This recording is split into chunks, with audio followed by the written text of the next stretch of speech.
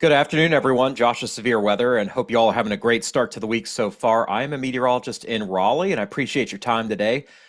We are not done in the tropics here. Heading into November, another new threat expected to develop here for the beginning of the month of November in the Caribbean Sea. Where it goes is still yet to be determined, but there are a lot of us that need to at least keep a close eye on things. I'm going to chat about that. I'll talk about some storms in the Western Pacific, and we're going to take a look at our first severe weather outbreak of the fall season across the plains coming up here in the next few days. So thank you for joining me today here. Here's a look at what we're going to be taking a look at this weekend at the earliest, but by early next week, this time next week, there's some potential for at least a tropical storm, and I think a pretty good chance that we even see a hurricane forming somewhere in the vicinity of Jamaica, Haiti, Dominican Republic, or Cuba. We may also see a weaker system. I've kind of hinted at this a little bit. It's a little bit trickier to predict. That could form as well here around the same time, and that could influence this system. The next name on the list is Patty. If we get a second storm, it would be Raphael. Here's a look at what's going on currently. This is from Zoom Earth, and you will see the Atlantic is quiet for the time being. We do have this area that we're monitoring, maybe a future invest here in a few days. In the Eastern Pacific, we no longer have Hurricane Christy. That has fallen apart. But we do have a new invest to keep an eye on, and that will generally track to the south of Hawaii here in several days, and a disturbance behind it. But in the Western Pacific, two more concerning systems. This one is Trammy, which already made landfall in Vietnam and has looped back out. It's in an area of weak steering, producing some rain showers, heavy rain across central Vietnam. And what we do need to be concerned with now in Taiwan is a severe tropical storm, Kongray. Leon is the Philippine name. And the threat for this has shifted farther west. Remember a couple of days ago, I'll show you the path. I guess it isn't here, but the path a few days ago took this through Okinawa and recurved it near Japan. Now we are expecting a direct hit on Taiwan here as a very strong Category 3 typhoon. And that could still shift maybe to the western side of Taiwan or back to the right, but more than likely, I think it would be shifted to the west. So this area I've been talking about for over a week. It's the next spot to monitor, 40% chance of development between now and next Monday morning. Right now, a very broad area expected to develop in a few days, so it hasn't even formed yet. It's going to take some time to get going because of that broadness of the system, but the National Hurricane Center and I do as well think this will be a tropical depression and probably a storm by next weekend. The system, though, is going to be moving slowly to the north or northeastward in an area of weak steering. So quite a bit of uncertainty still until this forms. The models are going to continue to bounce around in both directions. So it's really too soon to say eventually where this is going to go. I will show you models. I'll show you the setup here, but I do expect to see quite a few changes here with a slow-moving system. So we're pretty quiet here across the southeast U.S. We do have some moisture spreading across the Florida Peninsula, but nothing significant. We do have an old frontal boundary. There's actually a low-pressure area that has formed with it, and that front extends just to the north of Puerto Rico, just to the south of the Turks and Caicos, across Cuba, and back here into the northwest Caribbean. Now, this area is in an area of very high wind shear, so nothing is expected to form here. We have strong southwesterlies aloft and weak northeasterlies at the surface. So that is obviously not going to be favorable. This, though, is the area that we do need to be watching here. Over time, wind shear is expected to relax. And while the models were more aggressive a few days ago at how quickly this would get together, it still looks like it'll do it. It just may take a few more days than maybe originally anticipated. So probably holding off until the very beginning of November. Here's a closer look, and you can see here we do have thunderstorms over Costa Rica, Panama, and southern Nicaragua, but nothing organized, just heavy rain at this point. In fact, things are actually pretty quiet across Jamaica and across Honduras, so there's a bit of a zone between the two of some sinking air, which doesn't favor tropical development for the time being. But what I'm going to show you here is what's called the Madden-Julian Oscillation. This is an area of enhanced thunderstorm activity that goes around the equatorial tropics from west to east. It goes through phases that take about 30 to 60 days to complete from one end of the globe all the way across to the other end, kind of around the world in 60 days, if you want to call it that. Currently, we have had all the action here in the Western Pacific. We are sitting here in phase 6, heading into phase 7. However, as we move this into November, the first 10 days are in very favorable phases to see enhanced thunderstorm action and tropical activity here across the Atlantic basin. Over the next week, we will see that in the Eastern Pacific, in this area, And then as we head further off into this time frame here, this is a very favorable phase to see action across the tropical Atlantic, in particular in the Caribbean. You can see here it's a stronger phase. It's out of this neutral zone here and definitely driving into the red zone, if you want to look at a football analogy. And the phase 8 into phase 1 is where storms like Ian and Helene and Irma formed. So as we get into about the 5th of November, that's when things will start to get maximized, when we're going to see favorable conditions for rising air around Central America and in the Caribbean, and sinking air on the other side of the globe across the Indian Ocean and the Western Pacific.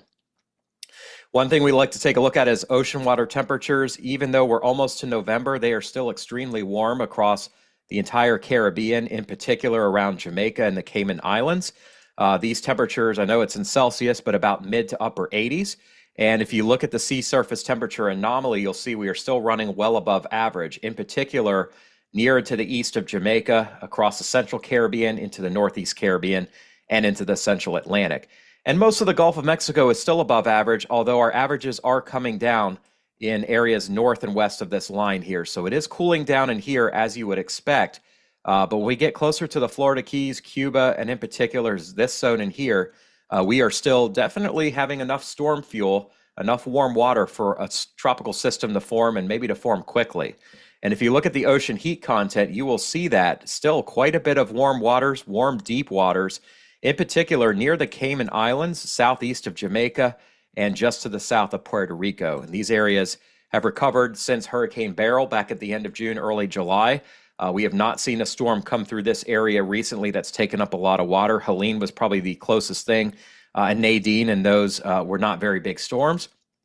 And believe it or not, we still have significant ocean water that's warm enough around the Florida Keys, the Bahamas, and the far southern Gulf. But when you get closer to the northern Gulf Coast here, definitely losing that potential for a stronger system at this point.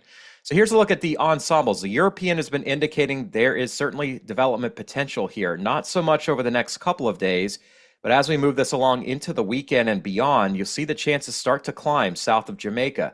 This is going to be on Sunday into early Monday, and then that chance continues to climb.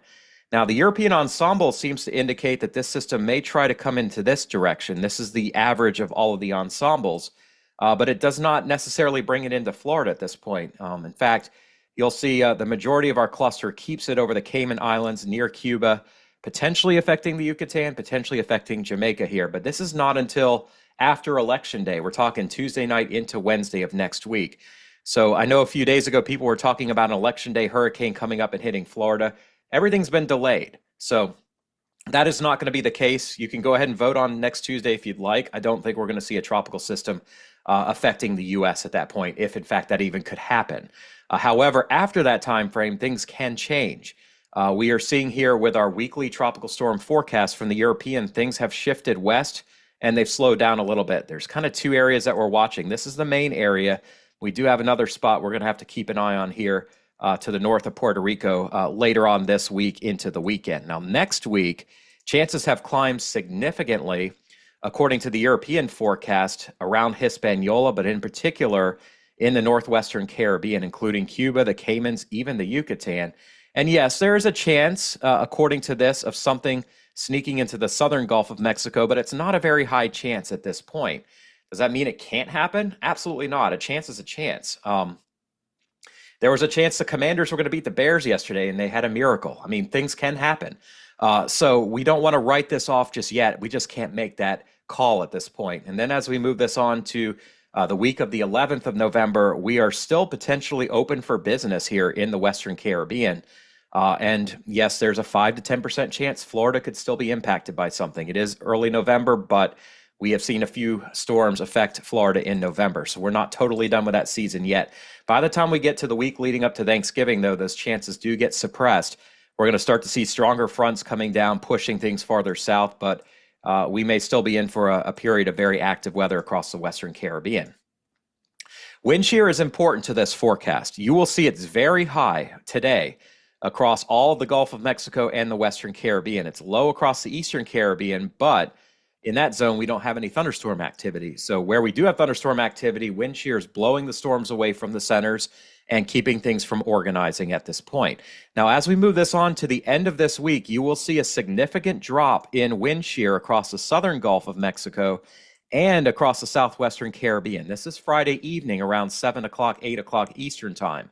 But we still have a strong ribbon here of wind shear. It is moving away, but it's strong enough to keep anything from really getting going here on Friday the 1st. As we head to the weekend, there's still some wind shear, but you can see overall it is beginning to retreat. And early next week, we definitely have lower wind shear across the area where I think this storm is going to form. The highest wind shear stays north of Puerto Rico, northeast of the Bahamas, and then very low wind shear with respect to average of the order of 20 to 30 miles per hour less than you would expect over the southern Gulf of Mexico and 10 to 20 miles per hour less across the southern Caribbean in an area that's got historically warmer than average waters and lower wind shear. And we're also heading into a more favorable phase. So where do these storms potentially form and where do they go? That's what we're going to start taking a look at here in the coming days. Again, I can't say for sure where this is going to go and how strong it's going to be. We're just watching for possible development. So until something does in fact form, and that may not be till Friday, Saturday, or even next Sunday, a lot of this is still very, very early. So we're going to take a look at where model ensembles show initial development here. And this is Wednesday and Thursday.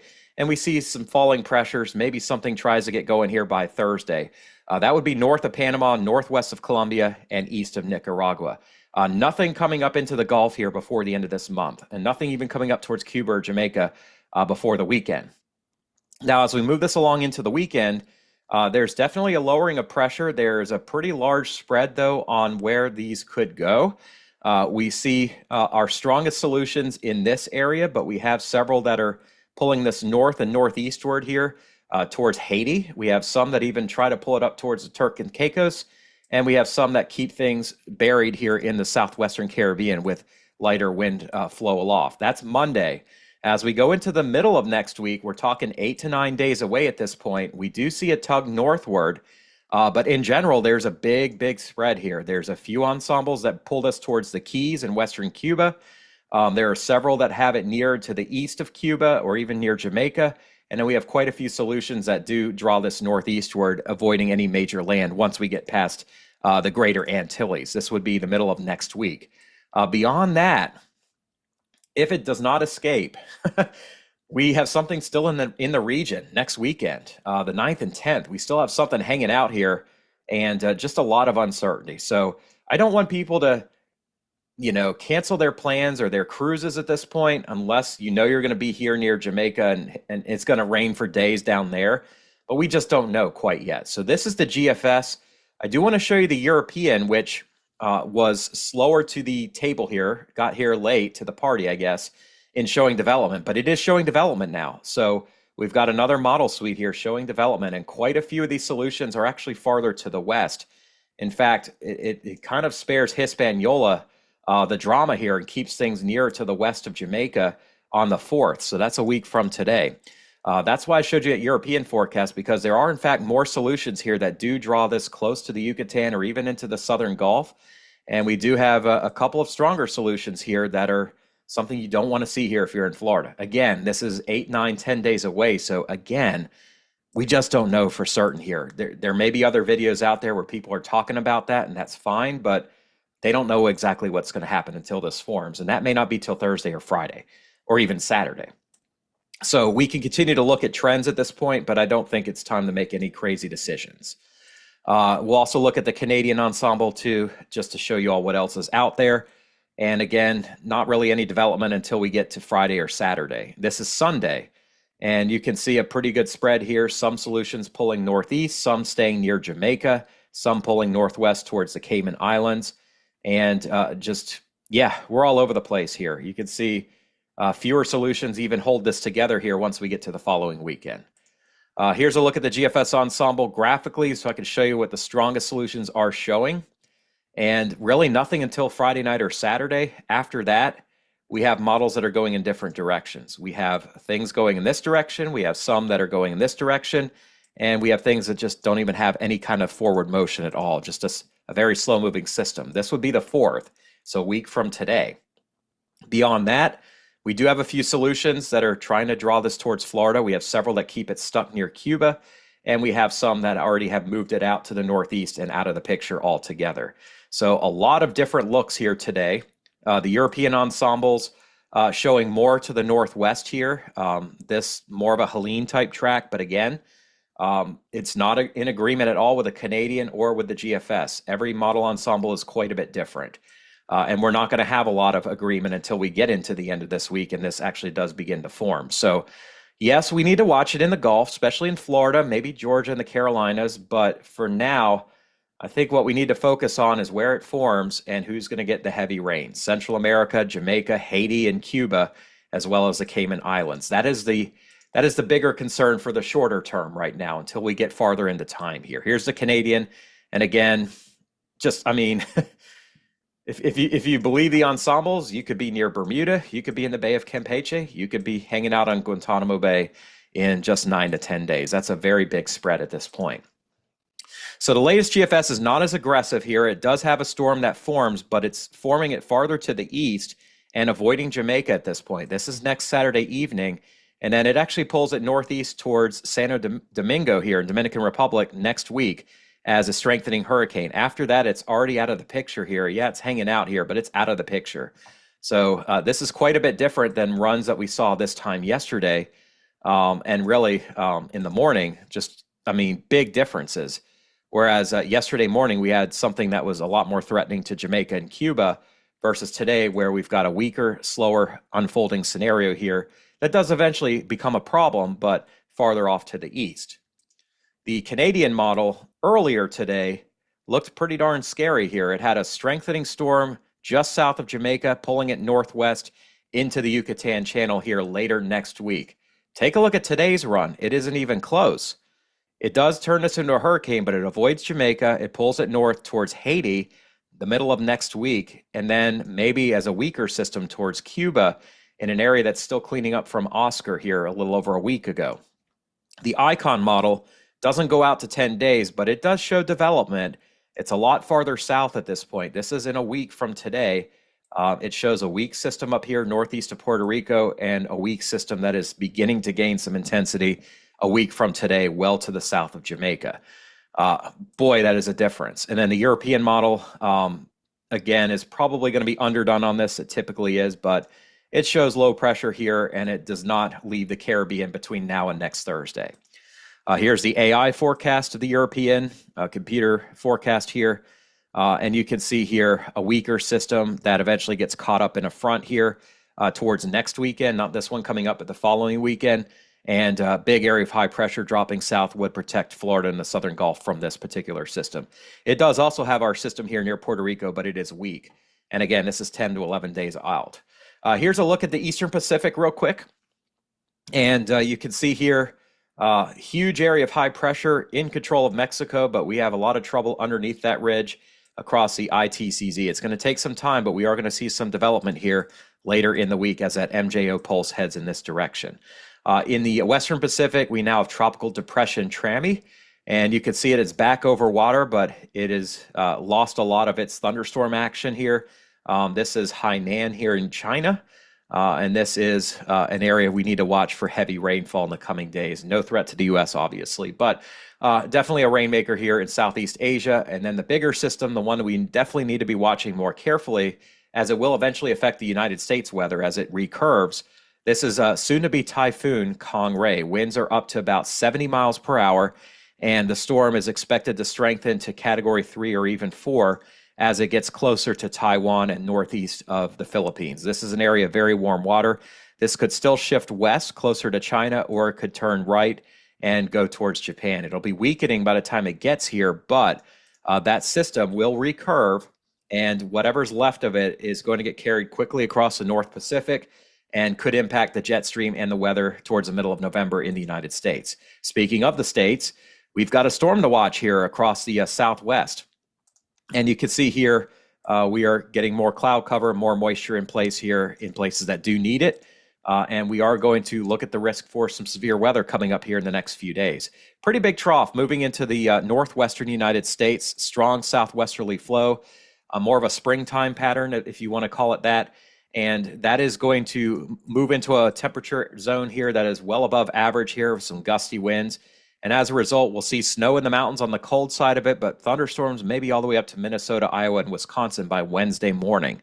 That storm system moves northeast right across Wisconsin and the UP of Michigan. Cold air follows it behind it, and we'll see a little bit of snow on Halloween here across the UP, across Wisconsin. Some heavier storms, though, across the Mississippi Valley down into southeast Texas. This may be our first rain in quite some time. And that storm is going to gradually shift southeast, and it will dry out in time for next weekend. But more rain heading back into the plains here. We may see additional severe weather coming on Sunday in Oklahoma, Arkansas, North Texas, maybe into Missouri at that point. And we see a huge change in the weather here from what we've been dealing with over the last several weeks. There is a marginal risk for severe weather tomorrow from northwest Oklahoma through central Kansas, eastern Nebraska, western Iowa, all the way up into the middle of Minnesota and northwest Wisconsin. Not really a tornado threat, but we could see some wind damage across this zone, and we could see some hail as well. And then Wednesday, the threat for severe weather is a bit bigger across central and eastern Oklahoma, North Texas, western Arkansas in the evening, western Missouri, including the KC area and Wichita as well. You'll see here the NAM is modeling, showing an increase in storm fuel. This is the Cape. It's starting to climb tomorrow afternoon. It's not high yet. But as we get into Wednesday, there's a lot more Cape here across Tornado Alley. So there will be storm fuel in place. And then that does start to come down as we get to Thursday here. But we could see storms in Texas, Louisiana, and towards the Mississippi Delta region later on Thursday as well. Here's a look at the model, the NAM model that shows you where storms are going to fire up here. And you can see not a huge chance tomorrow. There will be some. But Wednesday is really the day that's going to be the most active here, especially in the early evening, moving through eastern parts of the Tornado Alley region here. And then here's Thursday. We could have heavy rain farther off to the south from the Ohio River Valley down into southeast Texas.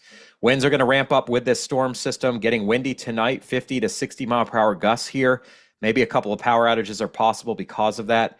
And then we're going to see another wave of gusty winds coming in behind it on Wednesday as it turns much colder.